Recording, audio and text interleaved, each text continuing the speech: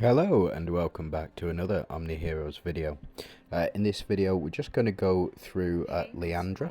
She's one of the new units from the most recent season 3. Now I'm not going to break down her gear, and I'm not going to break down or her kit in her talents here and all this sort of stuff. I don't have her at a high enough level.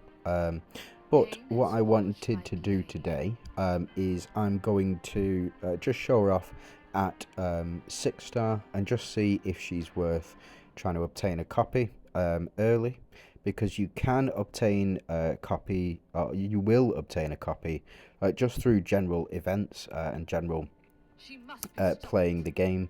So it is worth it to see if she is worth it. I would suggest that Chronomriage has already done a full breakdown video, and I will link that in the description below. So if you do want a full breakdown of her abilities, then please do check it out. It's a very good video and very informative. Again, today we're just going to see how she fares at 1 star. Okay, so the first place that I want to show off this Leandra is in the Abyss. So if you bear with me 1 second. So if you have a look here, so up in the top right you should have access to the Abyss Crusade, and we want to participate. So if we go into trial, and you can see this is the team setup. I'm currently in my war zone. Let's give a like first. So in my war zone, I'm currently ranked 16. So let's see if we can change that. So I was able to obtain a score of 48,000. So as you can see, Leandra has done most of the damage, with Janna and Nerissa following up as well. So let's just jump into a trial here. And we'll just see what sort of damage we can get with Leandra and Nerissa in combination. I do believe that they are the key to getting quite a high score within this event. So if you were to, say for example, want to go ahead and have a summon on the Oath Recall, you will be able to get a higher score if you summon for Leandra, or if you summon for Nerissa. So it is it's good to see. Now, as you can see, Nerissa is she summons a little golem down in this bottom right here, along with Janna summoning here. The pair work very well, as Nerissa does devour a summoned unit, and then whenever the synergy is whenever a summoned unit dies, then our Nerissa down here will, like so, activate her ultimate ability. Now that can trigger as many times as you want through the course of the battle, and I've found that the addition of granting the Holy Shield, so as you can see we just got a stack of Holy Shield on our units here, and that is from Leandra, and that is her part of her passive ability. It's not included in her ultimate. Her ultimate is just a 300% damage, which is very good, and if you get her to higher star levels, it does then increase as well. So big hit from the enemy boss. As you can see, we get another stack of Holy Shield here, which is really crucial in the survivability of this team as well. Nerissa not doing too much damage. She isn't there specifically to do damage.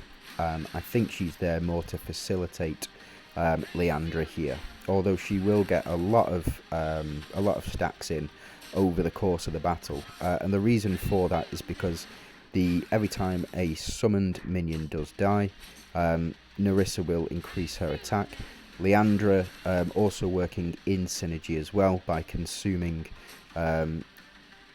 one of these down here. So you can see when the relics stop, that this unit down here, the Stranger, will in fact be consumed. Well, there should be anyway. Doesn't look like it in this occasion. But we are doing a significant amount of damage as well. So let's go ahead and skip this, and we'll see what sort of damage that we get.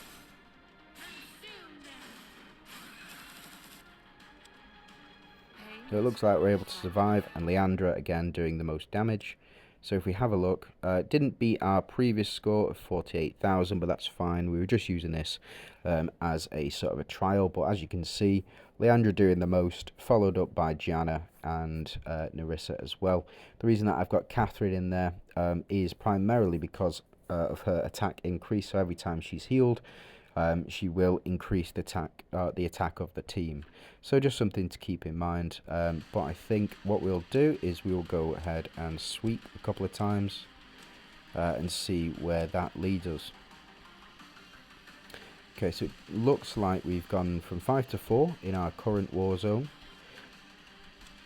or in our current group here.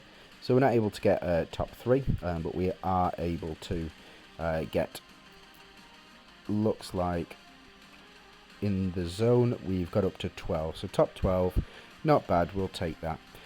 Now let's go ahead and have a look at Leandra on a different team. Okay, so I've got a Valinor setup here. I think I'll switch you round as well. In fact, you go here, you go here, you go here. So I've got a relatively obtainable setup. You've got Elma, who's available in the Oracle shop, Nyx, who's available in the Oracle shop, Macaria, who's available just about everywhere, and Persephone, who is widely available in all of the different shops. If you are looking to find out where to find these units, you can have a look at different channels and just have a search for the name of the unit or shop guides, stuff like that. So the setup that I've got at the moment, Leandra, Macaria, Nyx, Atropos and Elma. Now, because I don't have Leandra at 7 stars or 8 stars, I don't have the other 2 synergies leveled up, so we won't be able to show off her other synergies. She does link up relatively well in the Valinor team with, if we have a look at Ilune, who is a protector, and Themis as well, who is also a protector.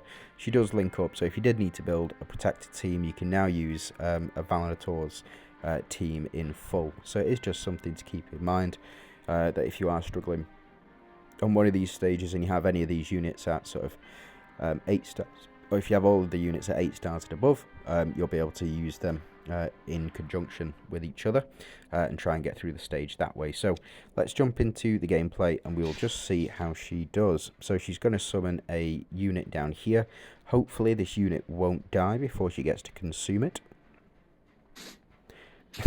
Like that, for example. It does summon at the beginning of every round, so hopefully we'll see it be consumed in the next round as well. You can also look to build around that synergy just by having different units that do summon. Unfortunately, we did lose it again here, but it's not to worry. And we did get a confuse on Elma as well, so no full team taunt. But we'll just see how she does here, attack-wise. So it looks like she's not doing too much damage compared to an 8-star Nyx, or sort of a 12-star Macaria as well. But it is to be expected. So we're taking a bit of damage here. We get some healing from our Atrops. And then Elma does finally taunt all of the enemy teams. So that's going to be huge for us. They're all going to have to attack him. And only with basic attacks as well. So that's an execution on Persephone, who is the healer, which should allow us to push through. We'll get an increase in attack from these relics here, and another execution. That is the Valinor synergy kicking off there. It's a very powerful effect. So just something to keep in mind. If you are able to get the enemy health low enough, like this, we get the execution. They do come back, unfortunately, but it is what it is. So, corrode damage kicking in, but not too much. We do get an increase in attack for our units here. and the playbow kicks off and gives Leandra Holy Shield to protect her. It is a very powerful ability, and we would have, as you saw in the previous section, we could see Leandra give Holy Shield to the entire team. We just need that minion to survive. There are other ways of going about it. So, for example, if you have multiple summon units, they will be able to summon, so Leandra can consume that minion and provide Holy Shield for the entire team. So, it's a relatively good showing. She does fit in very well within the Valintor's synergy, and also it does provide utility within the seasonal content as well, such as the Abyss Crusade. And also I have changed my team here, so if we go into defensive lineup and we go to my second team, this is the team that I'm currently running for the summoners. So the Void Summoners synergy. I can show you a match, I believe, where she'll do a fair amount of damage. So let's just, to be fair, I've already posted a lot of the World Arena content in separate videos anyway.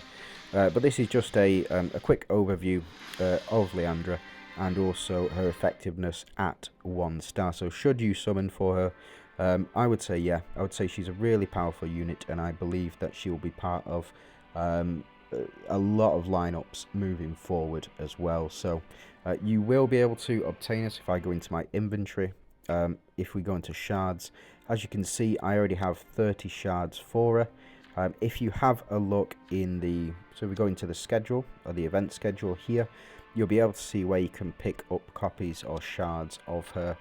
And I believe it's just for playing the actual events, logging in every day, making sure that you're getting all of the quests done or all of the events done. So if we go into, say, the Abyss Crusade here, or even in fact, if we go into our benefits, nope, limited events, here we go.